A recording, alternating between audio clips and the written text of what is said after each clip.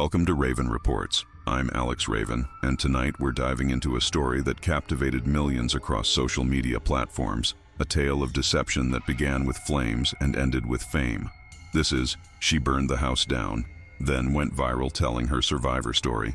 In the quiet neighborhood of Pinewood Heights, nestled in the suburbs of Seattle, Washington, 32-year-old Meredith Sloan was known as the friendly neighbor who always waved hello. She worked from home as a social media consultant, maintained a modest following on her lifestyle accounts, and was generally well-liked by those who knew her. But beneath the carefully curated images of her life lay a web of financial troubles, relationship complications, and a desperate desire for attention that would ultimately lead to a devastating fire and an elaborate lie.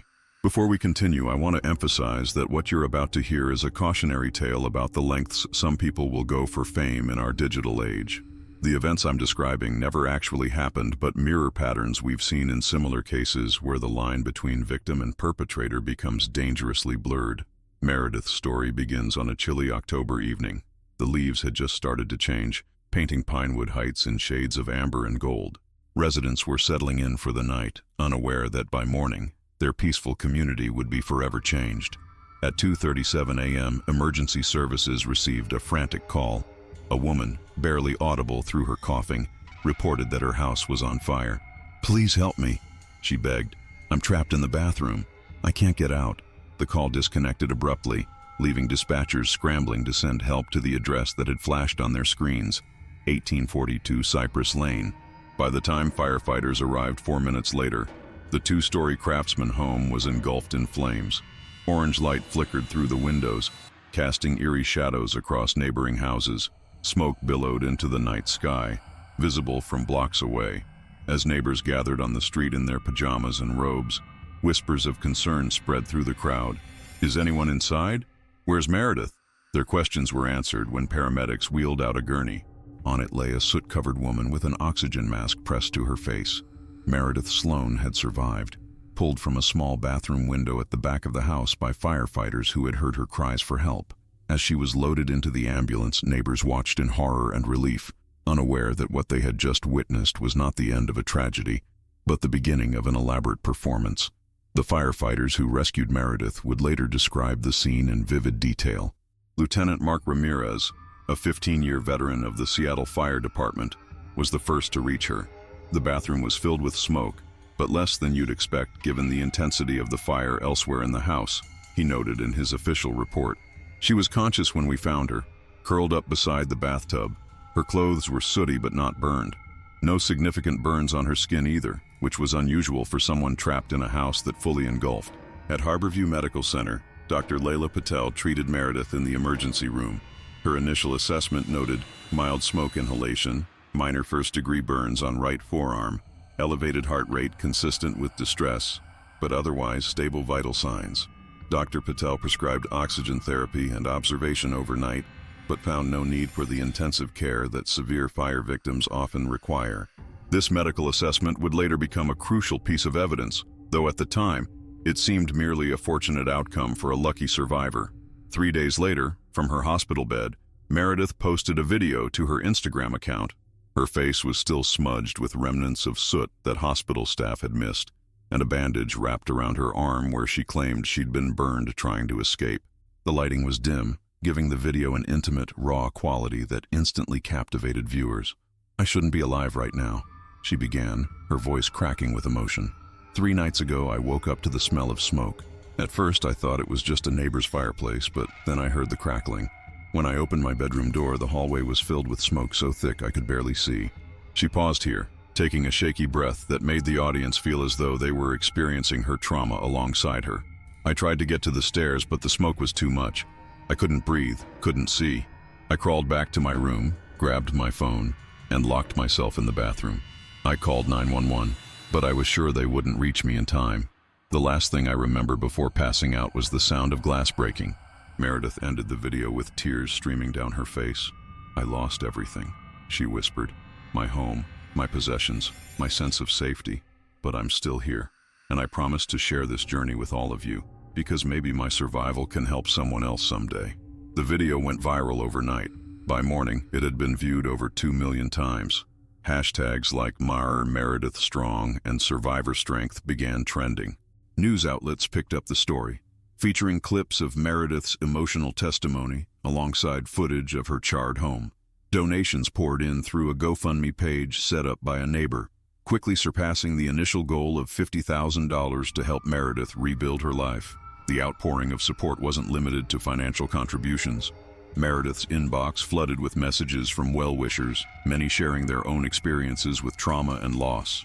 Local businesses offered free services, a year's worth of meals from a meal delivery service, clothing from boutiques, even temporary housing options from a real estate agency looking for positive publicity. A therapist specializing in PTSD offered pro bono sessions. A popular podcast focused on resilience and overcoming adversity reached out for an interview. Meredith's following grew exponentially. Before the fire, her Instagram account had hovered around 5,000 followers, mostly friends, family, and networking contacts from her social media consulting business. Within a week of posting her hospital video, that number had skyrocketed to over 500,000. Her engagement metrics were off the charts, with each post receiving thousands of comments expressing support, admiration, and gratitude for her willingness to share such a personal journey. What made Meredith's story so compelling wasn't just the harrowing escape she described. It was the way she transformed her trauma into content. In the weeks that followed, she documented every step of her recovery journey. There were videos of her visiting the ruins of her home, picking through ashes to find remnants of her past life. Photos of the temporary apartment provided by her insurance company, captioned with reflections on starting over. Live streams where she answered questions from an ever-growing audience of supporters who saw her as an inspiration. One particularly viral post showed Meredith holding a charred picture frame, the photo inside partially preserved. "This was the last picture taken of my mother before she passed away," she explained, her voice trembling. "Finding it feels like a sign that she's still watching over me." The post generated over 50,000 comments, many from users who shared stories of their own lost mementos and meaningful coincidences that helped them through grief. Her following multiplied exponentially. Brands reached out with partnership offers, eager to align themselves with her message of resilience. A literary agent contacted her about a potential memoir. There were even whispers of a documentary deal. Meredith Sloan, once an obscure social media consultant with a modest following, had become a beacon of hope and strength for millions. A popular women's magazine named her Survivor of the Year and featured her in a glossy spread, photographed in carefully styled outfits against artfully arranged backdrops, meant to evoke rebuilding and renewal. In the accompanying interview, Meredith spoke eloquently about finding purpose through trauma. "The fire burned away everything that wasn't essential," she said. "Now I'm rebuilding not just a home, but a life with more intention, more gratitude." Mental health professionals began citing her as an example of post-traumatic growth, the phenomenon where individuals not only recover from trauma, but experience positive psychological changes as a result. College psychology classes analyzed her social media presence as a case study in resilience narratives. Motivational speakers referenced her story in their talks about overcoming adversity. But as Meredith's star rose, Detective James Carter of the Seattle Fire Investigation Unit was piecing together a very different narrative. The investigation into the fire at 1842 Cypress Lane had begun as routine procedure. All structural fires undergo investigation to determine cause and origin, especially when there are injuries involved.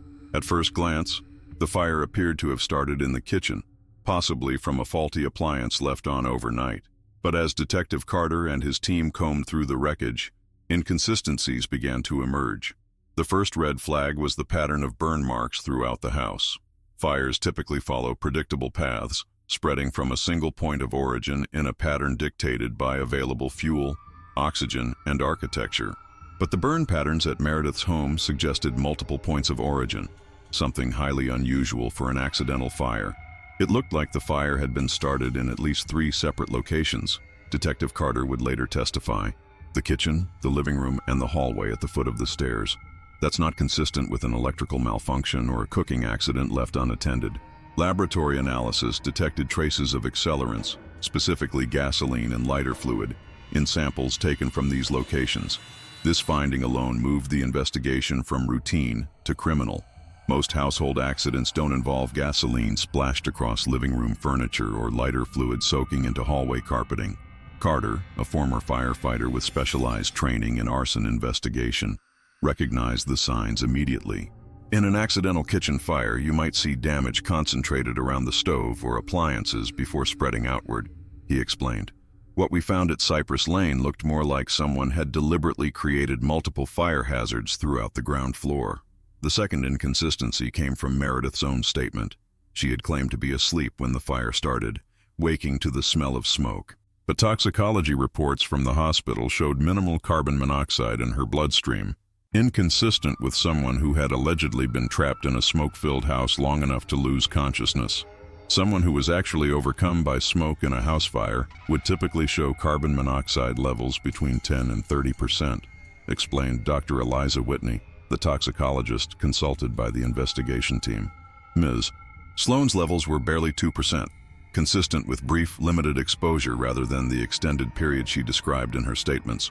Additionally, the bathroom where Meredith claimed to have taken refuge showed less fire and smoke damage than other parts of the house. Fire investigators noted that the bathroom window was found open, which would have provided ventilation and explained the reduced smoke concentration. Then there were the financial records. As investigators dug deeper into Meredith's background, they discovered mounting debt. Credit card statements revealed maxed-out cards. Bank records showed missed mortgage payments. Insurance documents indicated that just 3 months before the fire, Meredith had increased her homeowner's insurance policy to include maximum coverage for personal possessions and living expenses in case of disaster. A forensic accountant brought in by the investigation team traced Meredith's financial decline over the previous 18 months. We found evidence of approximately $87,000 in credit card debt spread across 6 different cards, reported Sandra Levine, CPA. There were also 3 missed mortgage payments, 2 personal loans in default, and multiple collection notices. Ms. Sloan's consulting business showed declining revenue for 4 consecutive quarters. In short, she was on the brink of financial collapse. The insurance policy adjustment raised particular suspicion. Not only had Meredith increased her coverage amounts, but she had also added specific riders for expensive electronics, jewelry, and artwork, items that would be difficult to verify after a total loss. The policy would potentially pay out close to $750,000, more than enough to clear her debts and start fresh. But the most damning evidence came from Meredith's own digital footprint. In the week leading up to the fire, her search history included queries like, "How hot does a house fire get?" "Smoke inhalation symptoms," and "Can fire investigators determine arson?"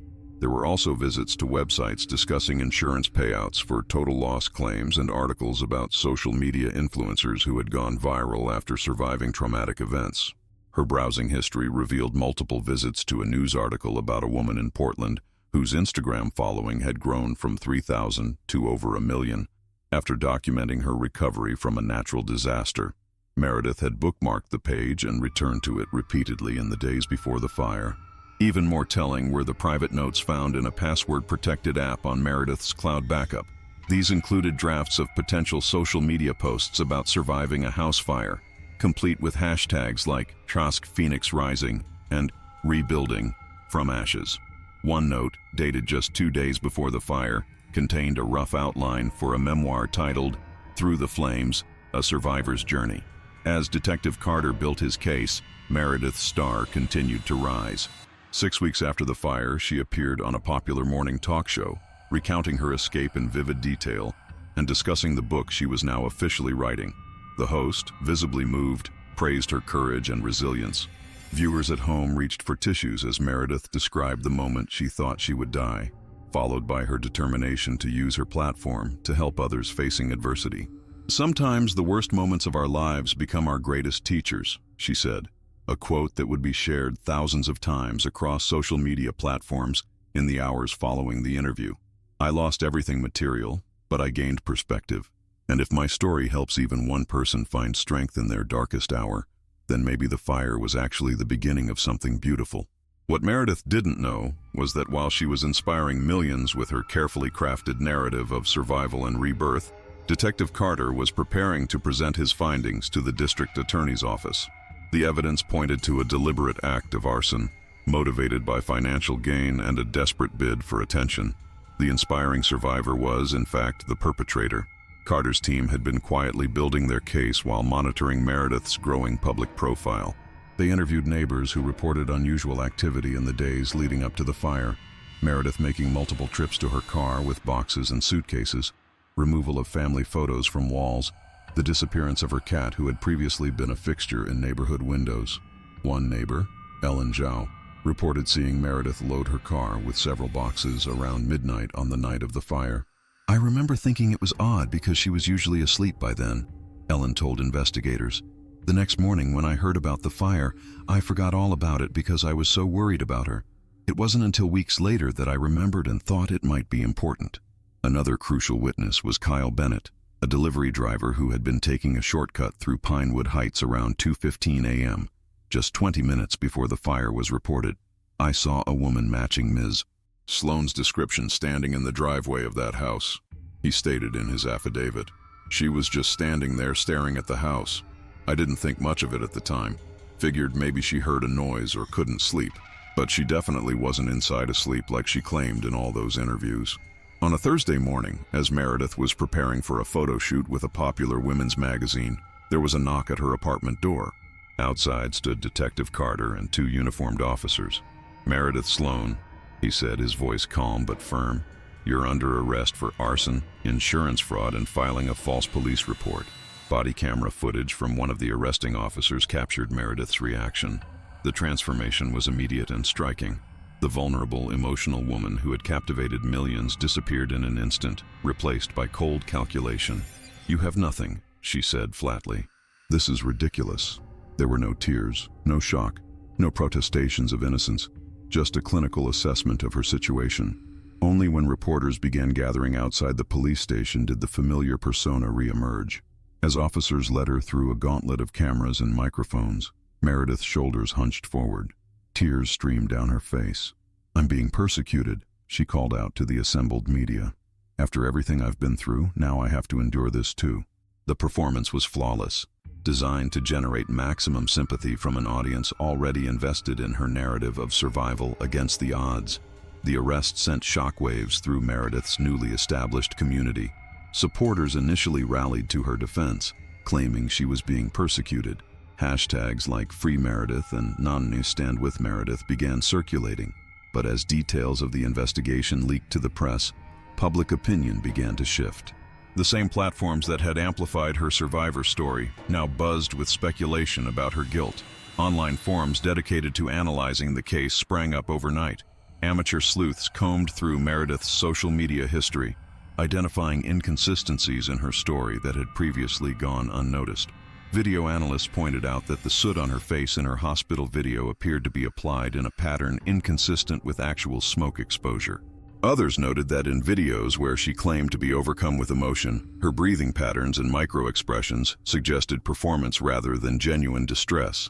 Former supporters expressed feelings of betrayal. "I donated $500 to her GoFundMe," wrote one commenter on a news article about the arrest. "That was grocery money for my family. I went without to help someone I thought was in need, and it was all a lie." Another added, "I shared my own trauma with her in DMs, thinking I was connecting with someone who understood. Now I feel violated, like my real pain was just fodder for her fake story." Mental health professionals who had previously cited Meredith as an example of resilience now used her case to discuss the dangers of performative trauma and the ethical implications of trauma narratives as content. Support groups formed for people who felt deceived and manipulated by her story, many of whom had shared deeply personal experiences with her based on a false sense of connection. The prosecution's case was built methodically. In addition to the physical evidence from the fire scene and Meredith's suspicious online activity, they had testimony from neighbors who reported seeing her loading boxes into her car in the days leading up to the fire, boxes that likely contained valuables she wanted to preserve. There was also an ex-boyfriend who came forward, claiming Meredith had once mused about how a personal tragedy could be leveraged into social media fame. Jason Reeves had dated Meredith for 6 months the year before the fire. Their relationship ended when he discovered she had been lying about multiple aspects of her life, including her financial situation and past relationships. She was obsessed with influencers who had these dramatic life stories, he testified. One night after a few drinks, she actually said, The fastest way to get famous online is to survive something terrible. I thought she was just being cynical about social media culture. I never imagined she'd actually orchestrate something like this. But perhaps the most compelling piece of evidence was recovered from a cloud backup of Meredith's phone, a video taken hours before the fire, apparently rehearsing her survivor story. In the clip, Meredith could be seen practicing different emotional deliveries of the same basic narrative she would later share from her hospital bed. "I shouldn't be alive right now," she said again and again, each time adjusting her expression, her tone, until she found the perfect balance of vulnerability and strength. The courtroom fell silent when this video was played during the preliminary hearing. Even Meredith's most dedicated supporters found it difficult to reconcile this calculated rehearsal with the spontaneous, emotional testimony they had believed in so completely. The defense team, led by prominent attorney Rebecca Washington, attempted to portray the video as a form of therapeutic role-playing, a technique Meredith had allegedly learned to help process anxiety about potential disasters. "My client has always had a fear of house fires," Washington argued. "This video represents a coping mechanism, not evidence of premeditation." But this explanation strained credibility, especially when prosecutors presented evidence that the video had been recorded in a storage unit Meredith had rented just days before the fire. A storage unit where investigators later found many of the irreplaceable personal items she had claimed were destroyed in the blaze. During the trial, psychologist Dr. Amara Singh testified as an expert witness about what she called performative trauma, the phenomenon of individuals fabricating or exaggerating traumatic experiences for attention, sympathy, or material gain. "In the age of social media," Dr. Singh explained, "we've seen a concerning rise in cases where individuals manufacture crisis situations to build personal brands around overcoming adversity. The external validation received through likes, shares, and supportive comments creates a powerful feedback loop that can motivate extreme behavior." Dr. Singh had studied dozens of cases involving fabricated or exaggerated traumas shared on social media platforms. "What makes Ms. Sloan's case unusual is not the fabrication itself, but the elaborate nature of the deception and the physical danger it created," she testified. "Most cases I've studied involve embellishment of real experiences or complete fabrication of events that supposedly occurred in the past. Setting an actual fire represents an escalation that highlights the addictive nature of online attention." The prosecution also called social media expert Dr. Marcus Chen, who analyzed the metrics of Meredith's online growth following the fire. "Ms.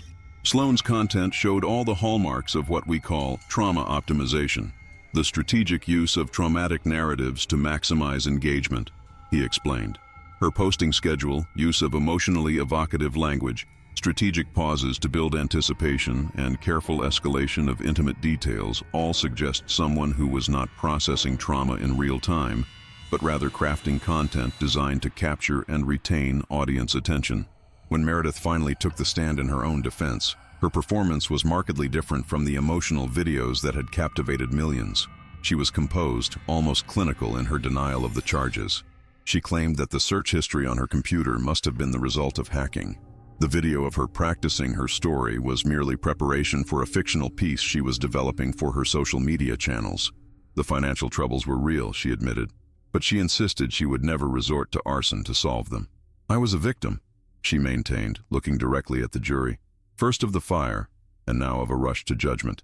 I shared my story to help others, not to help myself." Under cross-examination, however, Meredith's carefully constructed narrative began to unravel. Prosecutor Vanessa Diaz methodically walked her through the timeline of events, highlighting inconsistencies between her testimony and the physical evidence.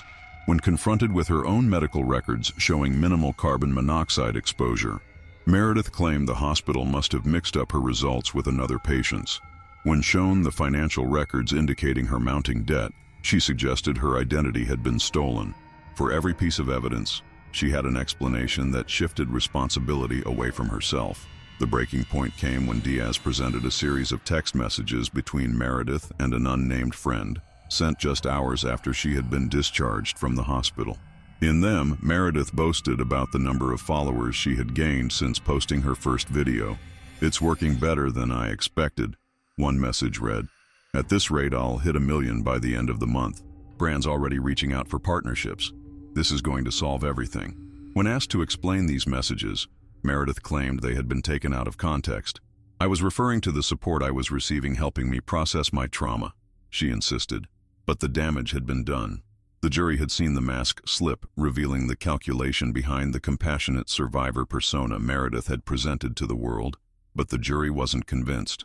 After 3 days of deliberation, they returned a guilty verdict on all counts. As the forewoman read the decision, Meredith's carefully constructed facade finally cracked. Her shoulders slumped, her eyes filled with tears that seemed, for once, entirely genuine. At the sentencing hearing 2 weeks later, Judge Eleanor Watkins addressed Meredith directly. "Ms.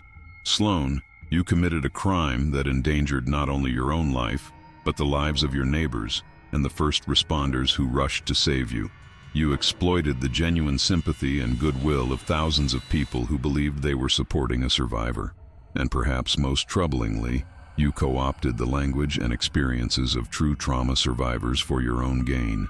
The judge paused here, looking down at her notes before continuing.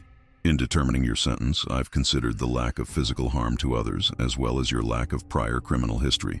However, I cannot overlook the calculated nature of your actions and the extensive efforts you made to profit from your deception." Judge Watkins spent several minutes addressing the broader implications of Meredith's actions. "Beyond the criminal aspects of this case lies a troubling commentary on our digital culture," she observed.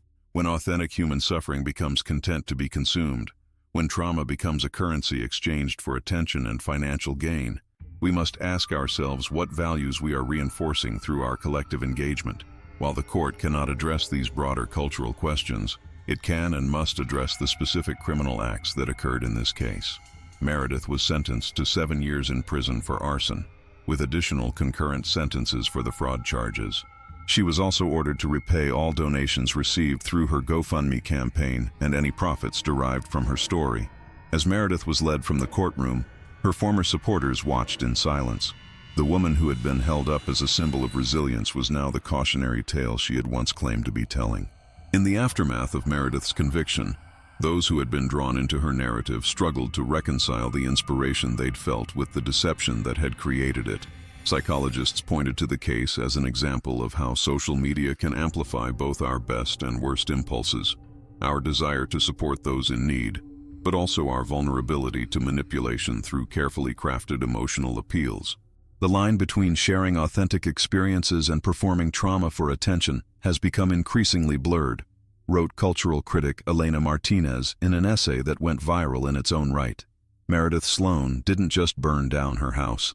She exploited our collective desire for stories of triumph over adversity, and in doing so, she betrayed not only those who supported her, but those who have genuinely lived through trauma and fought to rebuild their lives away from the spotlight.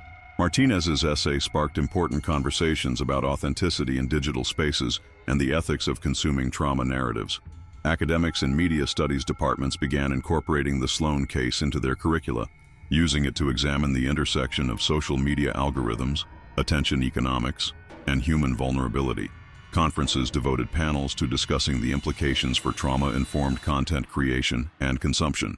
For the residents of Pinewood Heights, the consequences of Meredith's actions extended beyond the trial and sentencing. The charred remains of 1842 Cypress Lane stood as a physical reminder of the deception for months before finally being demolished. Neighbors reported feeling uneasy in their once peaceful community, wondering what other secrets might be hiding behind friendly waves and carefully curated social media profiles. Rebecca Torres, who lived 2 doors down from Meredith's former home, expressed the sentiment shared by many in the neighborhood. "We thought we knew her. She brought cookies when new people moved in. She walked my dog when I had surgery last year. Finding out it was all part of cultivating a certain image. It makes you question every interaction you have. Who's genuine and who's performing? It's exhausting to constantly wonder." Fire Chief Robert Thornton used the case as an opportunity to educate the public about fire safety and the seriousness of arson. "Every time we respond to a deliberately set fire, we're taking resources away from genuine emergencies," he explained in a public awareness campaign launched in the wake of the trial. "And every false narrative about survival minimizes the real trauma experienced by actual fire victims." The campaign featured testimonials from real fire survivors describing the long-term physical and psychological effects of their experiences, the nightmares, the hypervigilance, the years of therapy. These authentic accounts stood in stark contrast to Meredith's polished narrative of immediate growth and inspiration, highlighting the gulf between performative trauma and lived experience. Detective James Carter, whose methodical investigation had uncovered the truth, was more philosophical about the case when interviewed months later. In my 20 years investigating fires, I've seen people do desperate things for insurance money or to cover up other crimes. But this was different. Meredith Sloan didn't just want the insurance payout. She wanted the story. She wanted to be seen as special, as a survivor. And for a while, it worked. Carter became an unlikely advocate for digital literacy, speaking at schools and community centers about recognizing manipulation tactics online. Critical thinking shouldn't stop when we open social media apps, he often said. If anything, that's when we need it most. Prison records would later reveal that even behind bars, Meredith continued to seek attention. She attempted to start a blog about her journey through the justice system, positioning herself as a misunderstood victim of circumstance. When prison officials shut down this effort, she began writing letters to former followers, maintaining her innocence and suggesting that her conviction was part of a larger conspiracy. Few responded. The parasocial relationships she had cultivated through her survivor persona had dissolved in the face of overwhelming evidence of her guilt. Those who had once hung on her every word now viewed their own susceptibility to her manipulation with embarrassment and anger. Interestingly, prison seemed to provide Meredith with what she had been seeking all along, a captive audience. Fellow inmates reported that she would recount her story to anyone who would listen, often embellishing details to make herself appear more sympathetic. She joined a prison theater program where her flair for dramatic performance found a more appropriate outlet. Prison psychologists noted that she appeared to crave attention in any form, positive or negative, suggesting an underlying personality disorder that might have contributed to her extreme actions. 3 years into her sentence, Meredith granted a single interview to a documentary filmmaker working on a series about false narratives in the digital age. The woman who appeared on camera bore little resemblance to either the soot-smudged survivor or the polished influencer who had captivated millions. Her prison-issue uniform and the harsh fluorescent lighting of the visitation room stripped away any glamour that might have remained. "I never meant for it to go so far," she said, her voice flat, her eyes never quite meeting the camera. "It started as a way out of my financial problems, yes. But then people started calling me brave and strong. They said I was inspiring them, and I'd never had that kind of attention before." The filmmaker, Sophia Chen, pressed for more insight. "Do you understand the impact your actions had on real survivors? On the people who donated to you? On the community that supported you?" Meredith's response was tellingly self-centered. "Everyone got something out of it," she argued. "The followers got an inspiring story. The brands got publicity. The media got content. Even the real survivors got more attention for their causes because of me. It wasn't all bad." When asked if she regretted her actions, Meredith was silent for a long moment. "I regret getting caught," she finally answered. "Is that what you want me to say? Because it's the truth. I regret losing everything I built. I regret sitting here while other people with better stories, more dramatic survival narratives, get the attention I wanted. But would I take it back if I could? I don't know. For a little while, I mattered. Do you know what that's like when you've spent your whole life feeling invisible?" This response, more than any evidence presented at trial, offered insight into the mindset that had led Meredith to such extreme actions. In a culture where visibility often equals value, being seen, even for destructive behavior, had become preferable to being overlooked. The documentary titled Fabricated: The Making and Unmaking of a Viral Survivor would go on to win several awards and spark important conversations about authenticity, trauma, and the ethics of content creation in the digital age. But for many, the most chilling moment was that final question from Meredith, a glimpse into the mindset that had led her to such extreme actions. Psychologist Dr. Lisa Brennan, who specialized in social media's impact on identity formation, used Meredith's case in her research on what she termed visibility desperation, the increasing willingness of individuals to engage in risky, harmful, or deceptive behavior to achieve recognition online. "What we're seeing is a fundamental shift in how people conceptualize their worth," Dr. Brennan explained in a widely cited paper. "When constant validation through visibility becomes necessary for self-esteem, the boundaries of ethical behavior become dangerously permeable." In the years following Meredith's conviction, social media platforms implemented more rigorous verification processes for fundraising campaigns based on personal tragedies. Journalists developed better protocols for fact-checking viral stories before amplifying them, and ordinary users became more discerning about the emotional content they consumed and shared. But the appetite for survival narratives remained undiminished. For every Meredith Sloan who fabricated trauma for attention, there were thousands of genuine survivors sharing their stories of resilience and recovery. The challenge for audiences became distinguishing between authentic sharing and calculated performance, a distinction that grew increasingly nuanced as social media evolved. 5 years after the fire at 1842 Cypress Lane, a new house stood on the property. The family who built it had never heard of Meredith Sloan or her viral deception. To them, it was simply an affordable lot in a nice neighborhood. The algorithm that had once pushed Meredith's tearful hospital videos to millions had long since moved on to new content, new stories, new faces seeking their moment in the spotlight. In a maximum security women's facility 200 miles away, Meredith Sloan approached the halfway point of her sentence. Prison counselors noted her continued difficulty in accepting responsibility for her actions, describing her as fixated on her lost fame and unable to distinguish between genuine connection and audience engagement.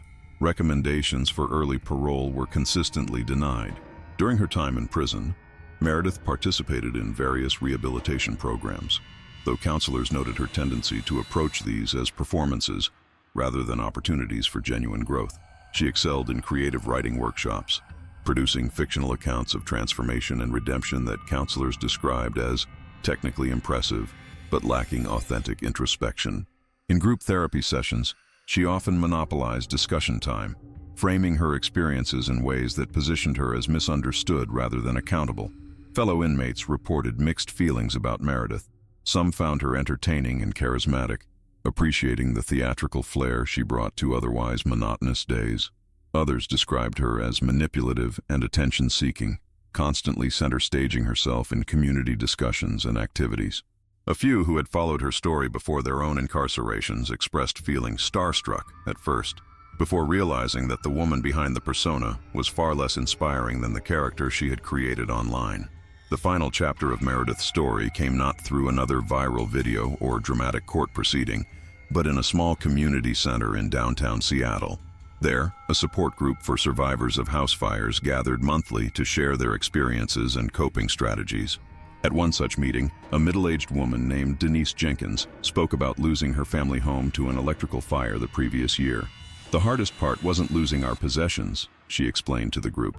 "It was the nightmares, the constant anxiety that it might happen again. For months, I couldn't even light a candle without panicking." She paused, looking around at the nodding heads of those who truly understood. "But I'm learning to live with it, not performing being okay for others, but actually finding my way back to feeling safe." Denise's story contained none of the polished narrative arcs or inspirational platitudes that had characterized Meredith's content. It was messy, non-linear, punctuated by setbacks and small victories. She described struggling with survivor's guilt because her children's pet hamster had died in the fire. She admitted feeling unreasonable anger toward well-meaning friends who suggested the fire had happened for a reason or was an opportunity for a fresh start. She talked about the exhausting process of dealing with insurance companies and the disorienting experience of shopping for replacement items that would never hold the memories of what had been lost.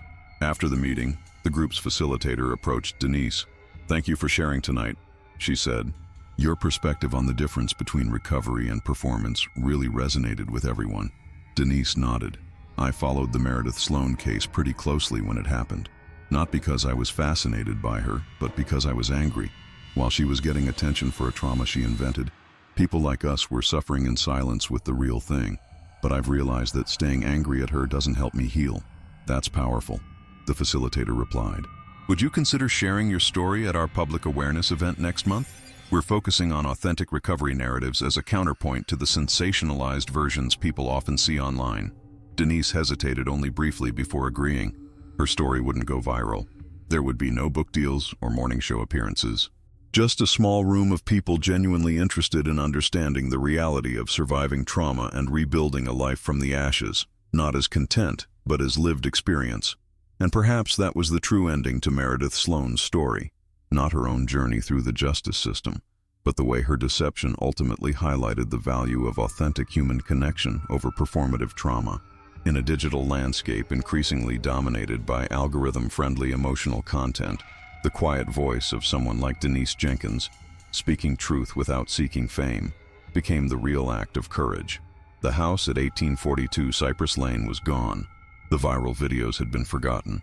But the questions Meredith's case had raised about truth, performance, and the stories we tell about ourselves and others remained as relevant as ever. In a world where attention had become currency, what price were we willing to pay for our moment in the spotlight? And what did we lose when trauma became just another form of content to be consumed? As Detective Carter had observed in that interview years earlier, Meredith Sloan wanted the story. In the end, that desire had cost her everything: her freedom, her credibility, and the genuine human connections that might have fulfilled the emptiness she had tried to fill with followers and likes. Meanwhile, in community centers and support groups, in private conversations and small gestures of kindness, real survivors continued the hard, unglamorous work of healing. Their stories might never trend or go viral. They might never see their suffering transformed into inspiration porn for mass consumption. But in their authenticity lay a power that no manufactured narrative could ever match. The quiet strength of truth lived rather than performance crafted. And in a digital age increasingly characterized by spectacle over substance, perhaps that was the most important story of all. The case of Meredith Sloan serves as a stark reminder of how far some people will go for attention in our hyper-connected world. It highlights the dangers of uncritically accepting emotional narratives online and the harm that can come from exploiting genuine trauma for personal gain. But it also points to our collective hunger for stories of resilience and our capacity to learn from even the most troubling deceptions. As we navigate an increasingly complex media landscape, may we all develop the discernment to distinguish between authentic sharing and calculated performance, between connection and consumption, between the messy reality of human experience and the polished narratives crafted for our engagement. Because while houses can be rebuilt and communities can heal, trust, once burned, leaves scars that remain long after the flames have died down. This has been She Burned the House Down, Then Went Viral, telling her survivor story. I'm Alex Raven for Raven Reports, reminding you that in a world of carefully constructed narratives, the truth still matters. Thank you for listening. If you enjoyed this story, please consider subscribing to Raven Reports for more in-depth explorations of the darker side of human nature. Until next time, stay vigilant, stay compassionate, and remember that not every story is what it first appears to be.